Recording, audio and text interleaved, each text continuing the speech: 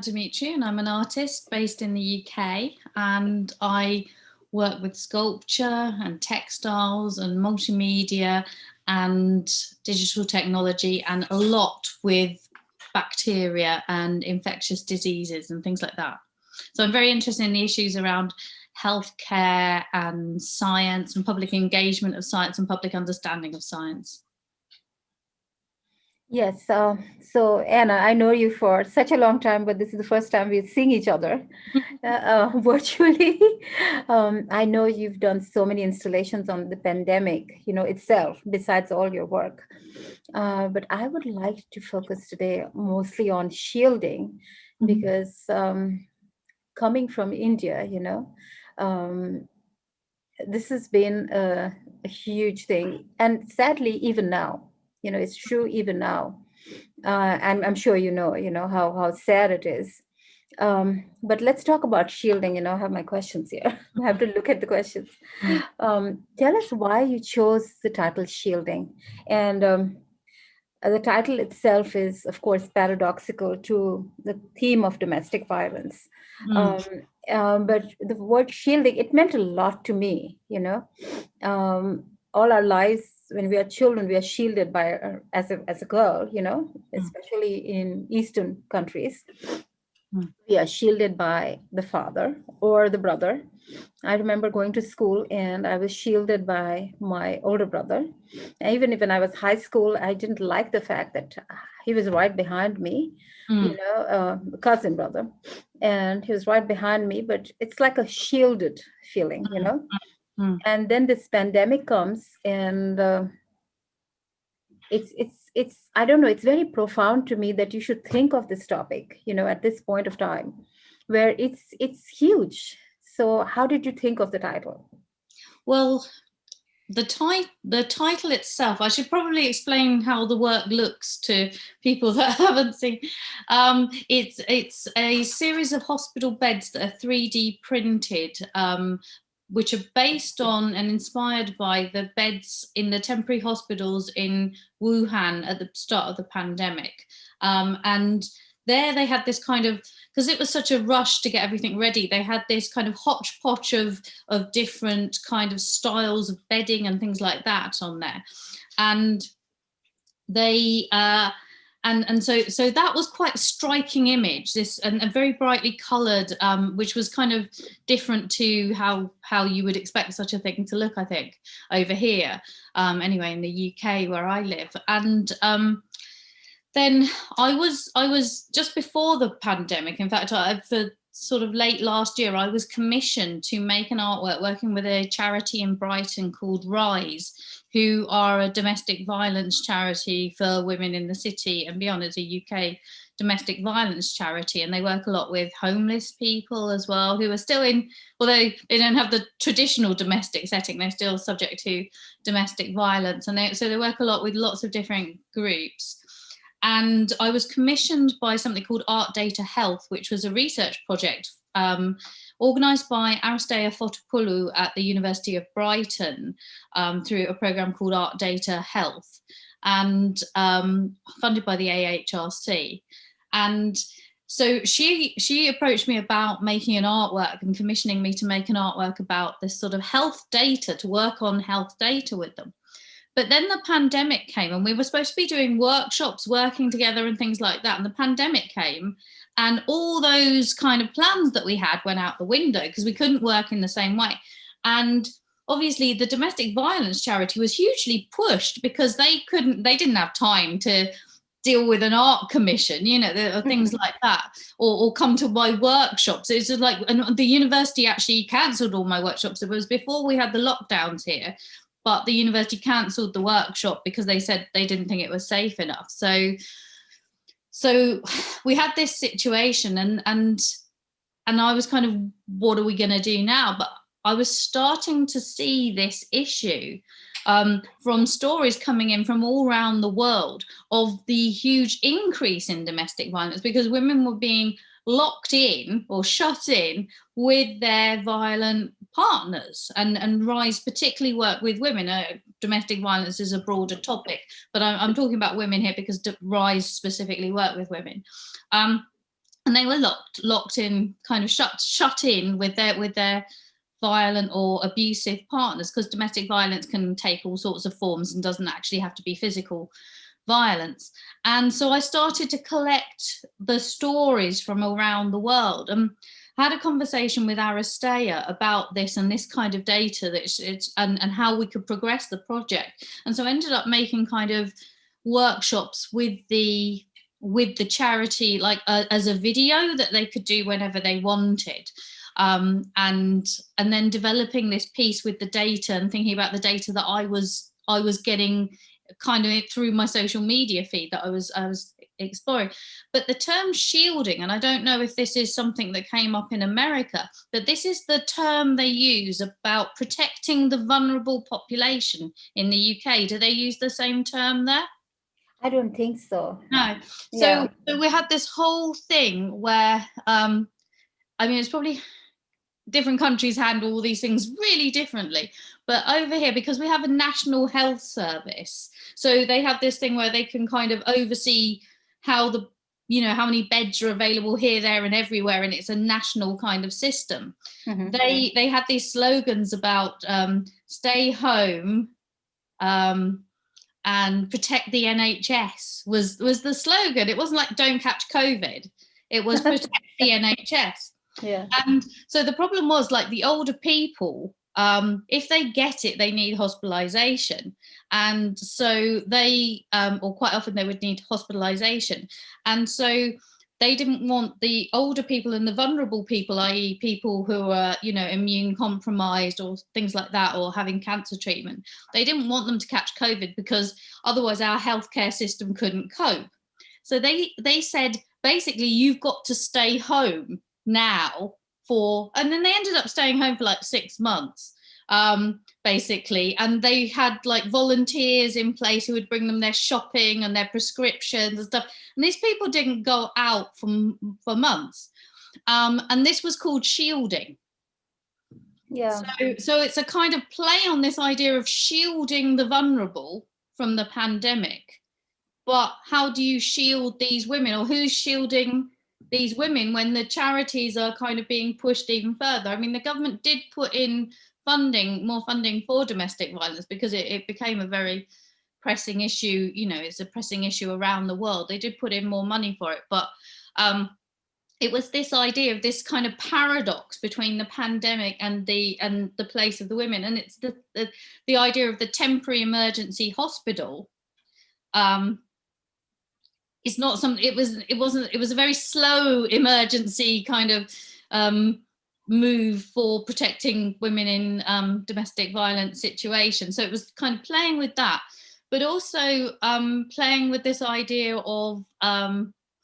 So I live in Brighton in the UK, and I live very close, or just up the road, a very short drive away is Rodmell and Charleston Farmhouse, where the Bloomsbury group lived, and where Virginia Woolf lived, who was you did? Oh, you do?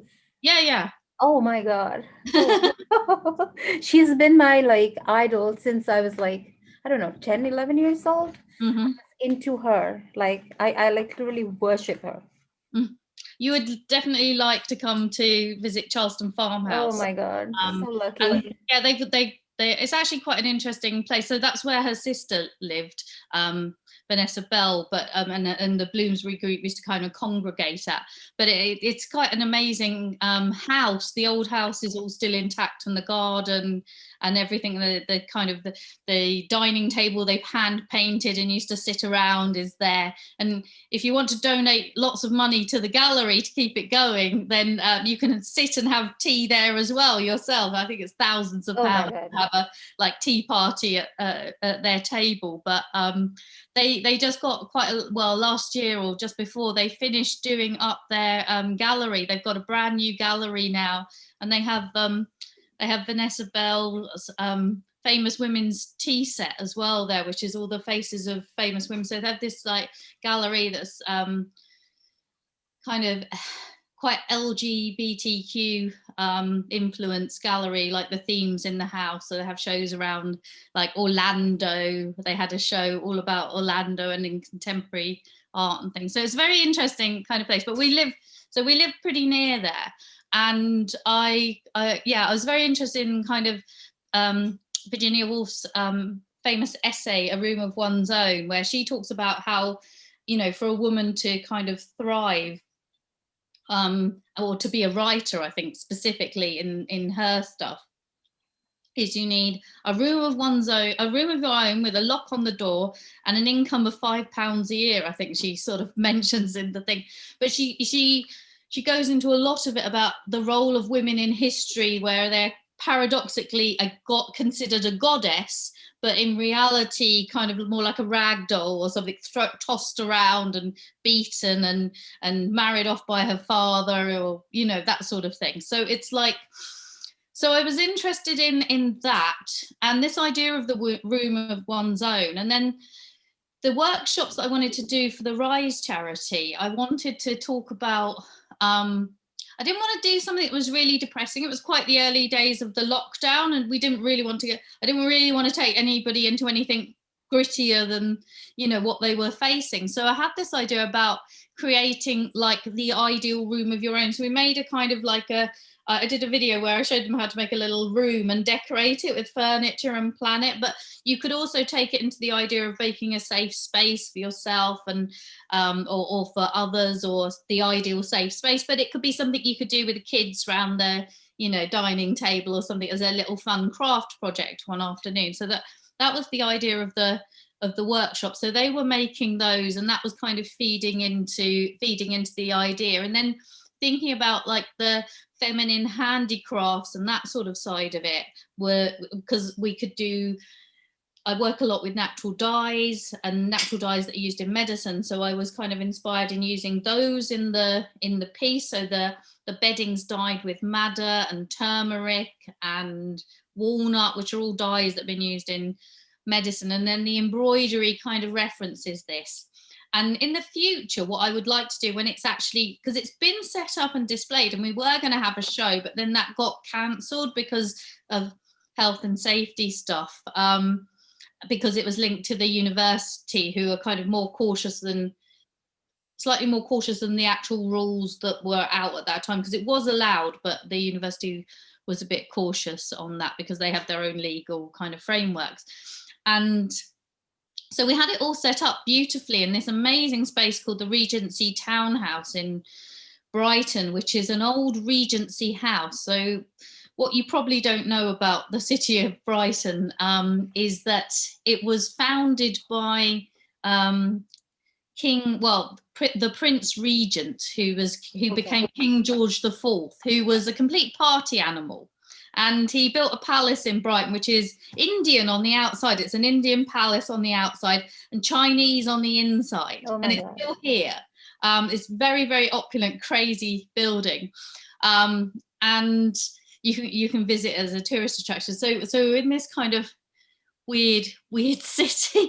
And yeah, so all this kind of stuff's feeding into the ideas and the work. And I mean, the background to that is this, it's this like wild kind of party, quite hedonistic city. I forgot where I was going with that, actually. No, but I love the fact that you're using the word hedonism here, and that's what leads to this, right? All the violence, the innate male urge to just. I don't know whether it's hedonism in the sense of Brighton, because it's. No, I'm talking in terms of the domestic violence, Yeah, it's. I don't know. I think it's probably loss of control. People needing to feel control when they don't have control in their lives, and maybe hedonism is that loss. Is a kind of form of loss of control. Yeah. I found that in life, The people who are hedonistic, they are kind of inclined towards that control a lot. That's what I encountered in society. I don't know whether that's the same kind of hedonism, because I mean, what I mean about this city is it's okay. I think you're talking in the positive sense. Yeah, it's kind of it was built on parties basically, and kind of flamboyance and I mean it's the kind of the gay capital of Europe, Brighton. It's a different kind of hedonism. No, I get that now. Yeah, it's just like the entertainment. I also like the fact that you said, and I don't think a lot of people recognize that, a lot of violent, domestically violent males, is that verbal abuse is also a huge thing. As you said, it's not necessarily physical, you Mm. know, and how, the society can, there's so much to learn from this simple project. Even I think this could be made into a very simple, like a book for children also to read and understand, and so many layers come into your thought, Anna, in this, like from I remember what I was trying to say. I was telling you about the Regency townhouse. So it's like yes, this. yes, yes. Now I remember.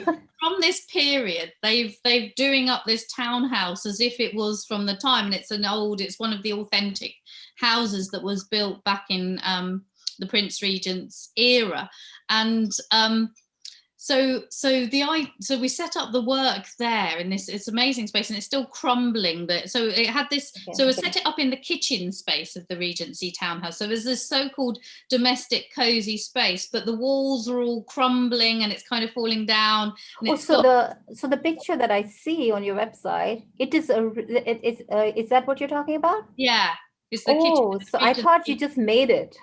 No, it was part of it was the real space. Yeah, the space. Okay.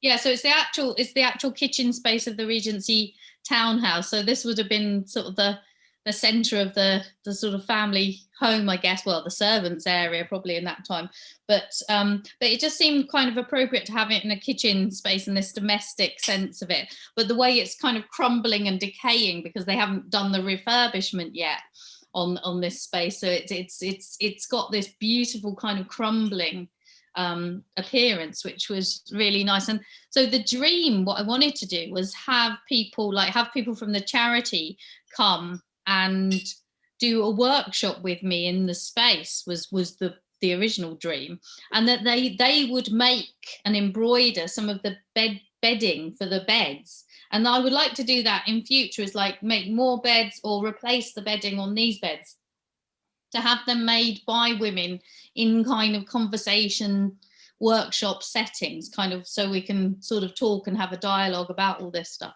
So either with the charity workers or other just people who want to come, but in the future, if that kind of works out. Yeah, I'll go to the next question, which is like, it's strange. I didn't choose this space deliberately for our talk here, but it seems that it's kind of like destined that I should choose this space. I have this doll here, and there's this little doll bench at the back. Can you see? Mm. Yeah, that at the back. Oh here. yeah. I'm very fond of like toys and dolls and stuff. My son even laughs at me, like, why do you do that?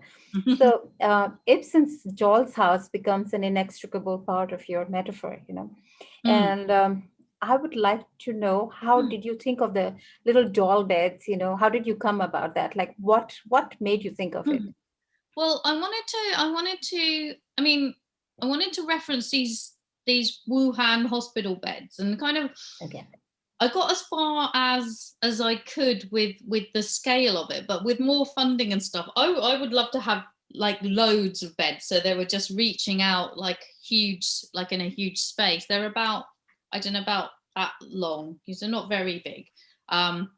You can see in photos on my website me sort of standing next to them, which gives them scale. So they are sort of they're not tiny, but they're sort of middle sized. And so that was one side. And previously I've worked with doll's house furniture as well and altered it and stuff. And I really like the way it kind of draws you in. You come down to its scale, and it's got this kind of the way of drawing you in. But then there is this aspect of thinking about the dollhouse by Ibsen, and when I was going through a breakup once, I won't go into the details because it's kind of personal, but that person gave me a copy of Ibsen's The Dollhouse, to tell me, what was a bit wrong with me, that I wanted this kind of freedom. And Oh my God. like that. So I was provided with a copy of this book to show me what my flaws, which obviously they're not in my life anymore. Yeah, but that's funny. So the person was Helmer and you were Nora. So you were Nora and the person was Helmer, so I get it.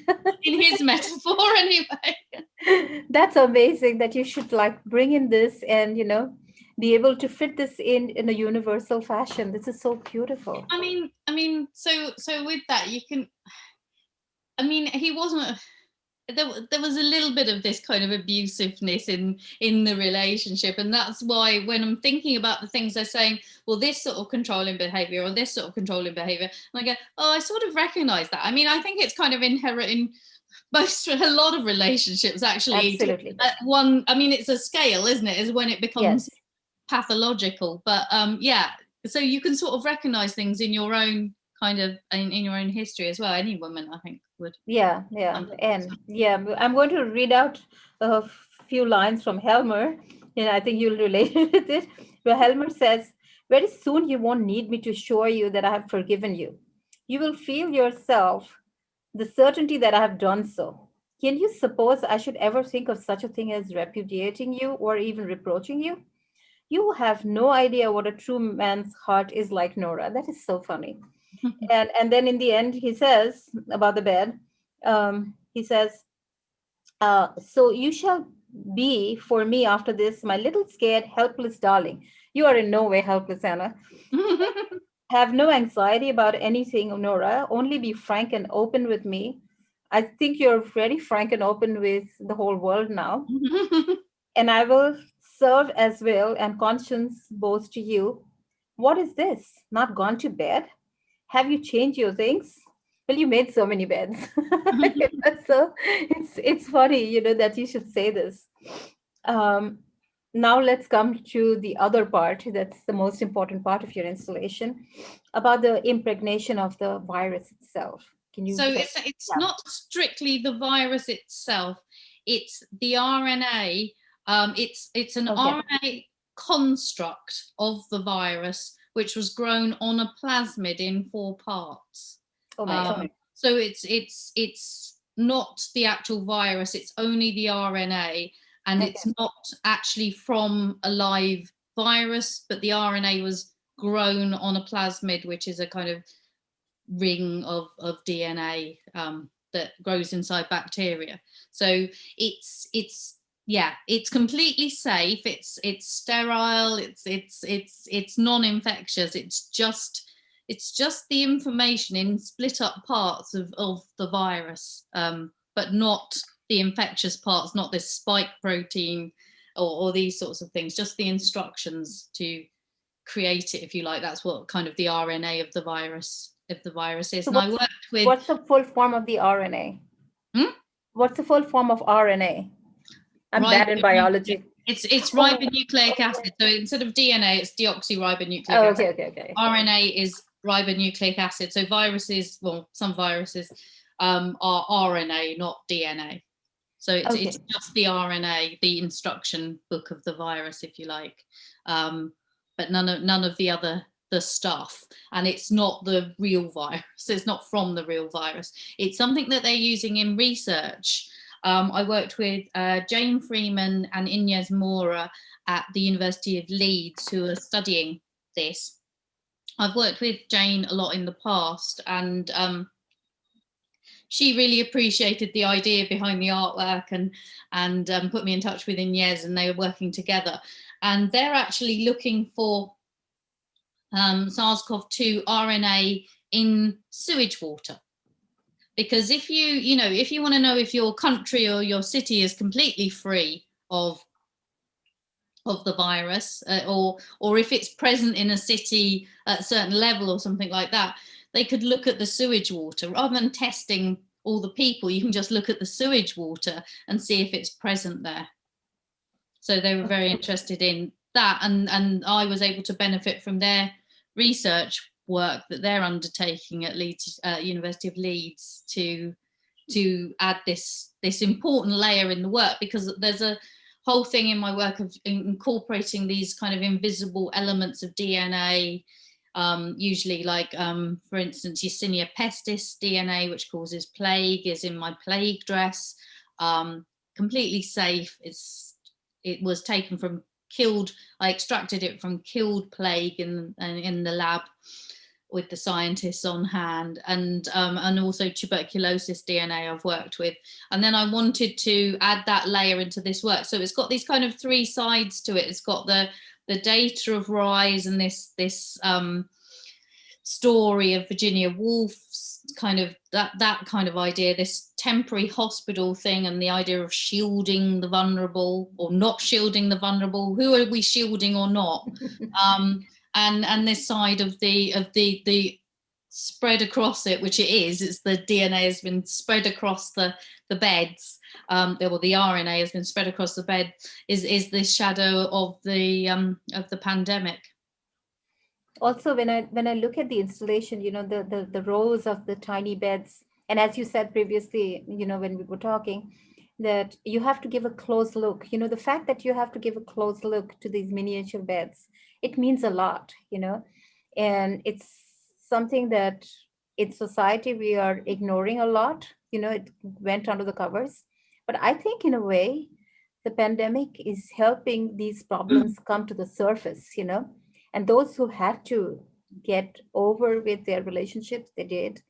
And those who wanted to work with, they did. So in a way, the coronavirus did a favor to these victims, So that's what I think. I mean, it's one of those things. I mean, it's benefit. There's some benefits of it. There are some collateral. I'm starting to work on a new project called Collateral Effects, which also involves Jane Freeman that I mentioned, and I'm looking at the collateral effects of the pandemic, these sort of unnoticed kind of effects that will sort of emerge over time. A lot of it's to do with antibiotic resistance and that side of things, and the fact that bacteria, because people are being given a lot of antibiotics through the pandemic, either for dental treatment because they can't get to the dentist, or prophylactic stuff if they've got the virus and they want to protect them from getting pneumonia or something like that. It's possibly increasing antibiotic resistance. On the other hand, we have a bit of a problem with gonorrhea in my city, the hedonistic city, and in the UK to an extent, and during the pandemic, because gonorrhea is a sexually transmitted disease which has really obvious symptoms. If you caught it, you won't leave it alone, and because people can't get out to go to nightclubs and spread it, the people who've got it and it's kind of come on, they're getting treated for it, and so the rates of gonorrhea have gone right down, whereas a lot of other infections have gone up. Tuberculosis, on the other hand, it's not a big issue in the UK, but globally, the rates of diagnosis for TB have gone right down because the symptoms are very similar to COVID. So, night sweats and coughing and things like that. So it's really affecting it. It's not the saying that TB is reduced. It's increasing because of the pandemic, but it's a hidden kind. It's almost certainly increasing, but it's a hidden impact. I mean, people are being shut in their homes. That's going to in close knit quarters. That's going to increase things like tuberculosis as well. So there's positives and there's negatives, and I don't think overall I think it's kind of quite negative. But we have to look for the positives where we can find them. Yeah. And so what are your future plans? I know you said about the workshops. Do you have any other future plans for shielding? No, I would like to show it. I would like to exhibit it. I'd quite like to exhibit it in the Regency Townhouse kitchen when it becomes possible. So I'm tempted to kind of hire or get hired that space for showing the work, because we had it all sort of funded and everything, but that's what we had to use for installing it in there and taking all the photos because we couldn't cancel the booking. But now I'd like to maybe do that, or I'd definitely like to exhibit it when it becomes easier to exhibit things. I've got some exhibitions on at the moment, but I would like to have more, and I haven't exhibited this brand new piece. So if you hear of anywhere, that's the next step, is getting it out there. I think Aristea, what's it called? The principal investigator on the Art Data Health Project will be looking into this stuff. And I think we're applying for some more funding to go further with it. So Yeah, maybe. possibly virtual reality. Yeah, and maybe. Oh, yeah, that would be amazing, Yeah, right? so you could have a lot of beds Yeah. Oh my God. Yeah. and investigate all the different, embroideries and stuff close up and Yeah. possible. So as I'm we all conclude, 3D printing. I I'm 3D sorry. printed. I 3D printed the beds in PLA and spray painted them. Oh, you But did already. the beds that I've made are 3D printed in PLA and spray painted. But I quite like to, if I had enough funding, I would like to make them out of metal. So 3D print them in metal, Oh, oh which my you God. can get done, but it's about £150 a bed. So Oh, that's not that expensive. yeah, well, if I want 100, it's quite expensive. Yeah, yeah, yeah. I wanted I wanted to ask also about your other pandemic related, projects in short, Mm. especially susceptible, I really love the concept of susceptible. So if you could tell us a little bit. Well, Susceptible is collaboration with the Cryptic Project at the University of Oxford. It's a global project and they've got partners all around the world, including India. I went to give a talk for Médecins Sans Frontières in Tashkent in Uzbekistan last year, and it was their conference on tuberculosis in Central Asia and Eastern Europe. And I met the representatives from India, from Médecins Sans Frontières, working with TB, and they were partners on this Cryptic project as well. So that was lovely. And so they've done, with this huge global collaboration, they've done a study where they've managed to by getting people to kind of grow TB in the presence of lots of different antibiotics and whole genome sequence the bacterium from each patient. They've managed to now prove that they can basically tell from the genome of the bacteria which antibiotics will definitely work on it, of the first Okay. 4 frontline antibiotics. So you can literally get the sample of the bacterium from the patient and sequence it, which you can do in a day, and say exactly which antibiotics will work on it, of Oh, the 4 wow. frontline. So this is the first time this has ever been done for any bacterial infection. And so the research provides a kind of protocol that this could be rolled out for all infectious diseases over time. It could revolutionize how infectious diseases are treated.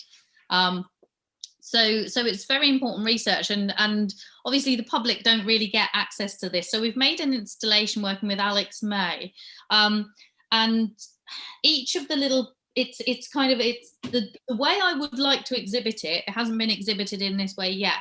Is in a dark room with the projections all around the walls, and it's an interactive installation and a shiny floor. So you feel like you're kind of engulfed in this space, and you're kind of traveling through these sort of alveoli and bronchia in the lungs, which kind of look like trees in a forest a bit. And these clouds which represent the different antibiotics, and they're based on the clouds.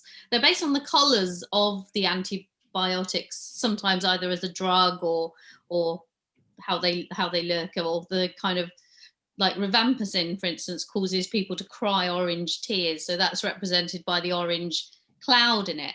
And the bacteria kind of floating around it. And as you approach it, the bacteria will kind of cluster around you. And if you move them nearer to the correct antibiotic, they'll kind of dissipate and they kind of get eaten by the antibiotic. So it kind of tells you this story. But the whole thing is you're kind of engulfed with these bacteria in this space, but each of the different bacteria that you see, these little tuberculosis bacilli floating about, they are each one person's infection that was in the study. Okay. So there's like 10,000 of them, and they each represent and behave like that one person's infection. So there's that, and then that's overlaid. There was a kind of thing with the funding that we got, which is funded again by the University of Brighton, who I've had the other commission was for as well, through a project called Art's Driver. And they were very interested in, again, using data, but different data. And they said that the part of the requirement of the funding was that you would work with London Gatwick Airport data. Oh. And we thought that this was quite interesting and fitted with the project, because what we wanted to say, and this is again a commission that came about before the pandemic. What we wanted to say was that health is a global issue, which is something I've been banging on about for a long time, and you need global solutions to it. So we were like, well, we can look at the flight trails of the collaborators, all the different partners in the project, India, China, America, Germany, wherever they are. And we can show the flight data as well and have that kind of traveling through. So you see these sort of lines which look a bit like the plane trails kind of flying through the installation. But this is the actual Gatwick data, and we were given access to it. I think, I don't know, about January, we started dragging down the data from Gatwick Airport's feed of data. And so the data we ended up using in the piece is the data of the lockdown, the data of the pandemic. So we had these, like, all these flights coming through, and then we had 3 flights a day, like down to that level, and then seeing it pick up again. So it's the actual data of the pandemic, again, kind of really making explicit this idea that health is a global issue and needs global solutions. Yeah, that's amazing, because and what made you come up with the title susceptible, which is, like, again, a beautiful title. So it's like it's pretty simple, really. It's just that the bacteria are susceptible to these antibiotics, and I just like this idea of that. Okay. The word, it just Yeah, told it's the whole beautiful. project, really. Yeah, I was just wondering, because when we were growing up, in India, we didn't have these interdisciplines, making our way into our literature classes. I was a literature student. So I was thinking all of what you do as lectures would be so useful for even literature students, to understand how disciplines can, work their way into each other. So I think it's very helpful. Do you do It's lectures? really nice kind of interview. Hmm? Do you go for Do I lectures? do let? Yeah, for lectures in universities for literature students as well? Not particularly literature students. Whoever wants to come, they're open to. So sometimes writers come. It's just whoever usually. I like them open to the public. So anyone with a kind of vague interest in it. I did a thing for the Science Gallery Dublin's reading group, though. They have a reading group which they did through the pandemic, and they interviewed me about my work and read my essays and stuff like that. So that was nice. There's a science gallery in Bengaluru now, so that's lovely as well. Do you know about that? No, I haven't. The last time I went to Bengaluru was in 1999. So Just long time.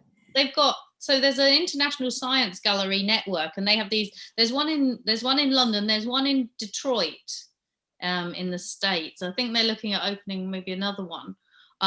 There's one in Dublin. The original one was in Dublin, and they're galleries which fuse science and art.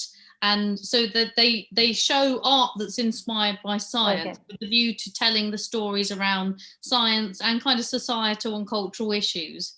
And so they have one in Bengaluru, and we I think last year we exhibited our with Alex May, our Archaeabot, our robot, our underwater robot, the post-singularity, post-climate change life form. So that was able to go there and be in that exhibition.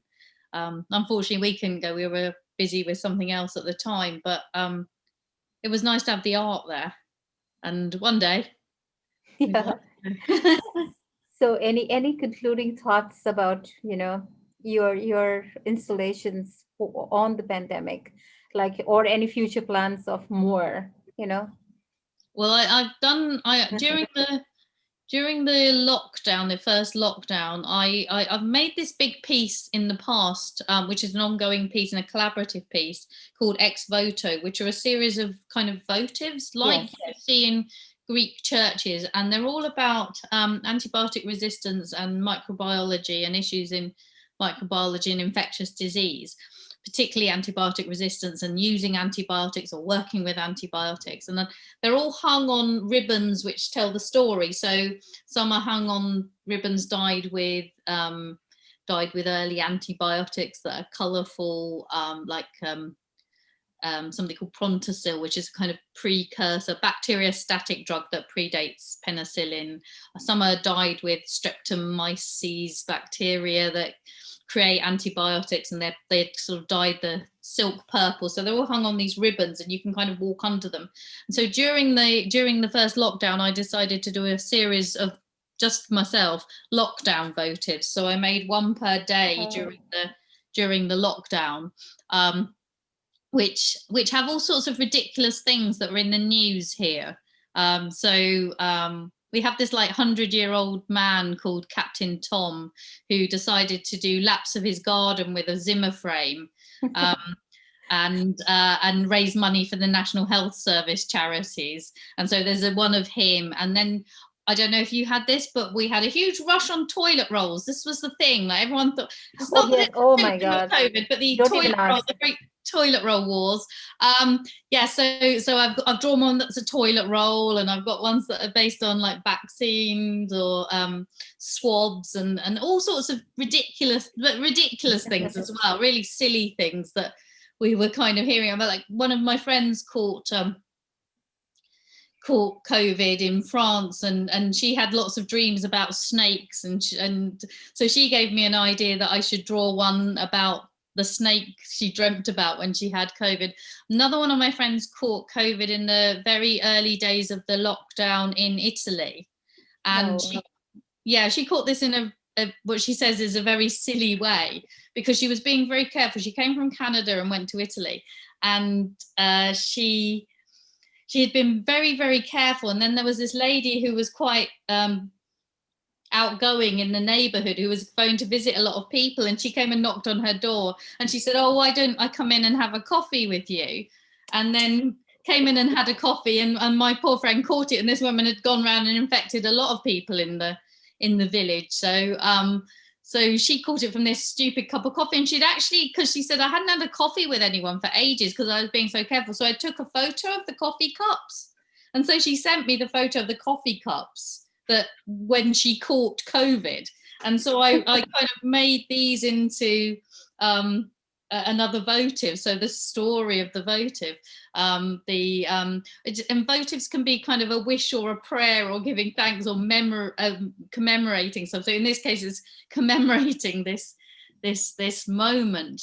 And so these are going to be, the details aren't published yet, so I can't tell you exactly where, but these are going to be in a museum in the Netherlands shortly. I literally was just boxing them up this evening to go. So the whole ex voto installation, and the exhibitions on the history of the plague, which was very important for this location. And so I've just completed a series of plague votives all about the history of the plague, the Great Plague, the Black Death, that sort of thing.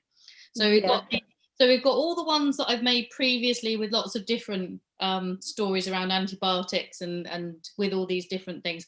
And then you've got these two sets of votives, one the lockdown ones, which are on turmeric dyed ribbon impregnated with the COVID, with the SARS-CoV-2 RNA construct. And